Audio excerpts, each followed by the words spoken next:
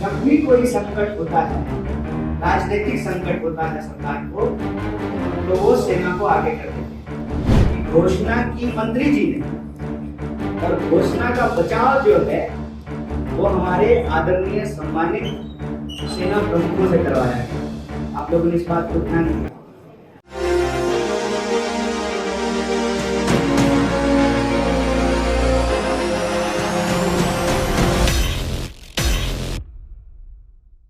सेना बहाली में अग्निपथ स्कीम को लेकर कांग्रेस पार्टी केंद्र सरकार पर लगातार हमलावर है। कांग्रेस नेता कन्हैया कुमार ने एक बार फिर से अग्निपथ की खामियों को गिनाया है। प्रधानमंत्री नरेंद्र मोदी, गृह मंत्री अमित शाह, राजनाथ सिंह, मुख्तार अब्बास नकवी जैसे भारतीय जनता पार्टी के तमाम बड़े नेताओं के दावों के खिलाफ कन्हैया कुमार बीजेपी की इस स्कीम को खोखला बताते हैं, इसकी खामियों को गिनाते हैं। क्या कुछ कन्हैया कुमार ने कहा है, सुनिए जरा। करने का अवसर दिया है, इसके हम आभारी हैं। और आपकी सूचना के लिए मैं बता दूं कि अभी इसी वक्त 1 बजे से ही पूरे देश में दर्जनों शहर में एक साथ हम लोग प्रेस वार्ता कर रहे हैं। और प्रेस वार्ता का जो हमारा विषय है वो विषय है अग्निपथ की बात, युवाओं के साथ विश्वासघात। इसी विषय पे हम लोग बात कर रहे हैं। स्वाभाविक रूप से जब हम ये कह रहे हैं कि अग्निपथ योजना इस देश के युवाओं के साथ विश्वासघात है, तो इसके पीछे कारण है। कारण क्या है? सबसे पहला कारण ये है कि आप लोगों ने ये देखा होगा, सरकार घोषणा करके गायब हो गई।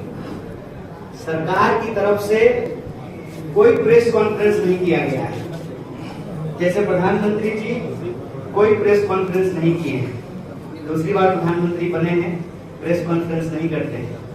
जब भी कोई संकट होता है, राजनीतिक संकट होता है सरकार को, तो वो सेना को आगे कर देते हैं। और आपने नोट किया होगा कि घोषणा की मंत्री जी ने, और घोषणा का बचाव जो है वो हमारे आदरणीय सम्मानित सेना प्रमुखों से करवाया गया।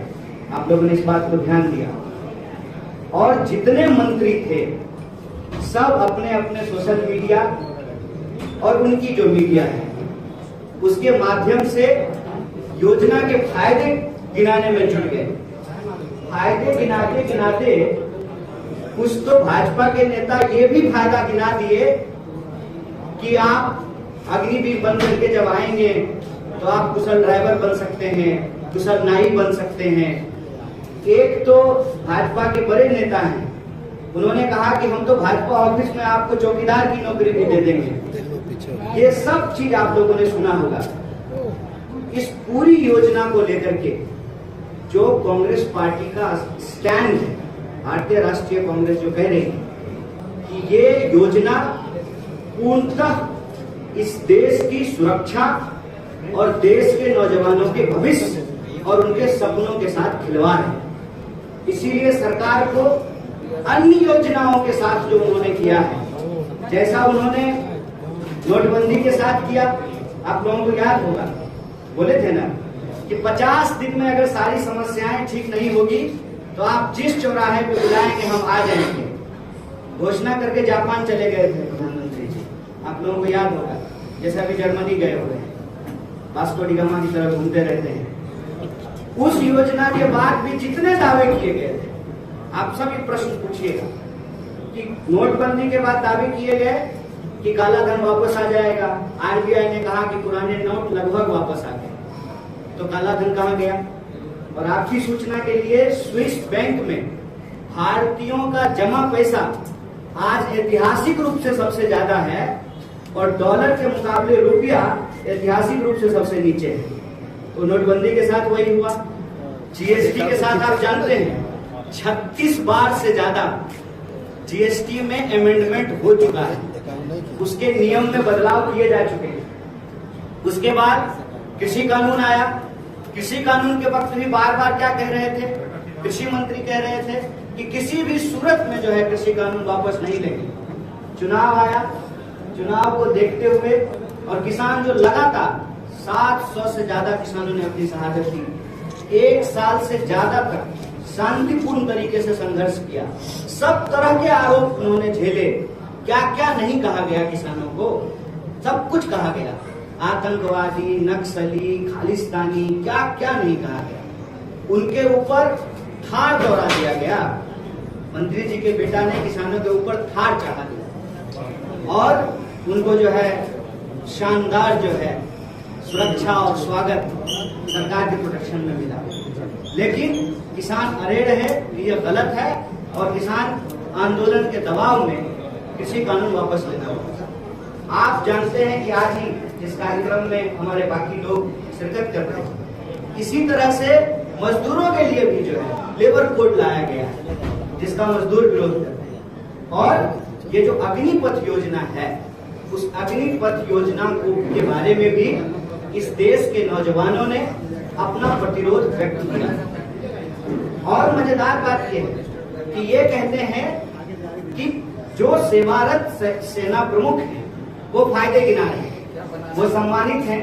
उनके पक्ष में हम लोग उनके विरोध में कुछ नहीं कह सकते, कहना नहीं चाहिए, क्योंकि सेना हमारे लिए सम्मान की चीज है। लेकिन आप लोगों का मैं ध्यान दिलाना चाहता हूं कि जो वेटरन्स हैं, चाहे उनको परमवीर चक्र मिला है, तमाम तरह के जो उनको सम्मान मिले हैं, वो इसका विरोध कर रहे हैं। और आप सेना के भीतर जो आपके भी परिवार से कार्यरत लोग हैं, उनसे पूछिए। मेरे परिवार से कार्यरत लोग हैं, 16 लोग जो आर्म फोर्सेस की नौकरी करते हैं, आप उनसे पूछिए, वो आपको बताएंगे एक एक करके इस योजना की समस्या क्या है। पहला, ये योजना आने के बाद सेना के अंदर अस्थायी भर्तियां समाप्त कर दी गई है।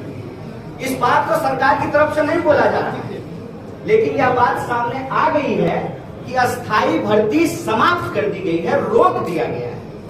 आप मुझे बताइए कि आप कहते हैं कि हम कोई सुधार करना चाहते हैं, तो आप सुधार कीजिए, लेकिन आप अस्थायी भर्ती क्यों रोक रहे हैं सुधार के नाम पे? हमारे हाथ में अगर कोई समस्या है तो आप इसका इलाज करेंगे, इसको काट करके फेंक देंगे। अगर हाथ काटने की स्थिति है तो आप वो बताइए देश को, क्या इस देश में हमारे जो सेना प्रमुख थे, जिनको चीफ डिफेंस स्टाफ बनाया गया, जिनकी दर्दनाक जो है मौत हुई, अभी तक सीडीएस का पोस्ट खाली है, वो क्या कहते थे? जनरल बिपिन रावत ने क्या कहा कि रिटायरमेंट एज को आर्मी में बढ़ाने की जरूरत है। इस संबंध में उन्होंने सरकार को चिट्ठी लिखी और मैं दावे के साथ कह रहा हूं कि आज यदि सीडीएस बिपिन रावत होते तो वो खुल करके इस बात का विरोध करते, क्योंकि उनका ओपिनियन ये था कि जब आप किसी भी सुरक्षा से संबंधित सेवा में अस्थायी सेवा का प्रावधान हटा देंगे तो आर्म फोर्सेस का मनोबल डाउन हो जाएगा। आप एक बात बताइए, अपने ऊपर रख करके मैं पत्रकार साथियों से पूछता हूं, आपके जो पुराने सीनियर साथी होंगे उनसे पूछिएगा, जब सेवा की अस्थायी गारंटी होती है तब मनोबल कितना ऊंचा होता है, और जब टर्मिनेट करने का तलवार आपके सर पे लटक रहा हो तो काम करने का क्या प्रेशर होता है। आप चाहते हैं कि सुधार हो, तो सुधार के पक्ष में तो कांग्रेस पार्टी भी नहीं है। आप लोगों को मैं बता दूं कि short service commission Congress party लेकर के, और जो हमारे वेटरन्स हैं, जो सेवानिवृत्त हमारे सेना के अधिकारी हैं, सेना के जवान हैं, उनके लिए स्पेशल कमीशन जो है डॉक्टर मनमोहन सिंह की सरकार के दौरान बनाया गया। और प्रधानमंत्री जब आए तो उन्होंने कहा कि और सुधार की जरूरत है, और उन्होंने कहा 1 रैंक 1 पेंशन हम लागू करेंगे, ये प्रधानमंत्री जी की भाषा है, और 1 रैंक 1 पेंशन को समाप्त करके 9 रैंक 9 पेंशन कर दिए। 9 rank 9 pension, only tension. Tension किसको? जो नौजवान इस देश के लोगों को अपनी सेवा देना चाहते हैं, जो अपनी देशभक्ति की भावना को, इस देश के लिए सर्वोच्च बलिदान की भावना रखते हैं, उनके सपनों को कुचला जा रहा है, फायदा गिनाया जा रहा है। फायदा क्या है कि देखिए आप भरी जवानी रिटायरमेंट हो जाएंगे। भरी जवानी रिटायर होने के फायदे गिनाए जा रहे हैं। आप सोचिए कि घर में मान लीजिए कि पिताजी को अस्थायी नौकरी है तो माताजी कहेंगी कि पति से पहले बेटा रिटायर होकर के आ गया है, और 4 साल क्यों, 3 साल क्यों नहीं, 5 साल क्यों नहीं। ये 4 साल वैसे ही रैंडम नंबर है कि एक दिन जो है रक्षा मंत्री जी को सपने में आया और उन्होंने कहा 4 साल, 5 साल क्यों नहीं। 4 साल इसलिए कि तमाम तरीके के नौकरी के जो आपके फायदे होते हैं, जो इस देश में एक्ट बना हुआ है, उससे ये योजना बाहर हो जाए। आपको ग्रेच्युटी नहीं मिलेगी, आपको तमाम तरह की दूसरी सुविधाएं नहीं मिलेगी। और आपको मैं याद दिला दूं, पहली बार जब योजना घोषित की गई थी तो टीए का भी बात नहीं किया गया था। जब विरोध होना शुरू हुआ तो आनंद फानंद में जो है 2 अमेंडमेंट लाए गए। मतलब योजना आई ही है, 2 अमेंडमेंट हो चुका है। तो ये लोग इस योजना को लेकर के कितना गंभीर है, इस बात को आप समझ लीजिए। कह रहे हैं वॉरफेयर बदल गया है, हमको एवरेज एज जो है वो घटाना है। आप हमको एक बात बताइए, हमने जो है हमारी सेना ने बड़े बड़े वॉर जीते हैं ना, इसी सेना से। भारत की सेना ने तमाम वॉर जीते हैं, और जितना प्रमुख सम्मान है, क्या वो 30 वर्ष से ज्यादा या 30 वर्ष के लोगों को नहीं मिला है? तर्क क्या है? असल जो बात है कि छुपा रहे हैं देश। तर्क ये है कि हमारे देश के बजट में सबसे प्रमुख बजट होता है डिफेंस का। डिफेंस बजट का 40% जो है वो लोगों की सेवा देने के बदले जो उनको सुविधाएं दी जाती है उस पर खर्च होता है। ये उसमें बजट कटौती करना चाहते हैं, लेकिन इस बात को ये ईमानदारी से बोल नहीं रहे। ये इस बात को बोल नहीं रहे हैं कि जैसे तमाम विभाग को या तो बेचे गए हैं या उसको कॉन्ट्रैक्ट पे किया गया है, उसी तरह से ये देश की सुरक्षा में भी ठेकेदारी लाना चाहते हैं। ये ठीक नहीं है, ये देश की सुरक्षा के साथ खिलवाड़ है। इसीलिए भारतीय राष्ट्रीय कांग्रेस इस देश के नौजवानों की उस भावना के साथ खड़ी है कि भारतीय सेना के अंदर इस तरह से ठेकाकरण की शुरुआत करना ठीक नहीं है। यह देश की सुरक्षा के साथ खिलवाड़ है, और देश के नौजवान जो संघर्षरत हैं उनके संघर्षों के साथ हम कंधे से कंधा मिलाकर खड़ा हैं।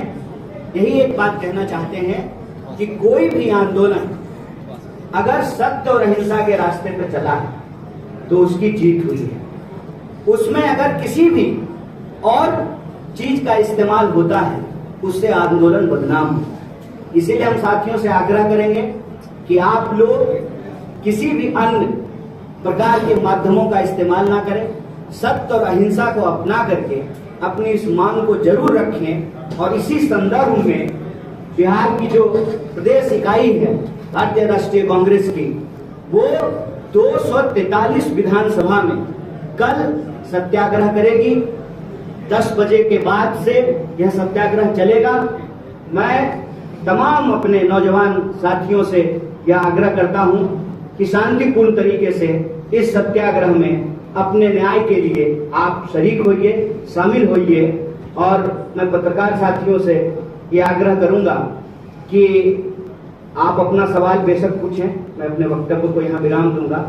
आग्रह यही है कि आज का यह जो प्रेस कॉन्फ्रेंस है पूरी तरह से अग्निपथ पर केंद्रित है।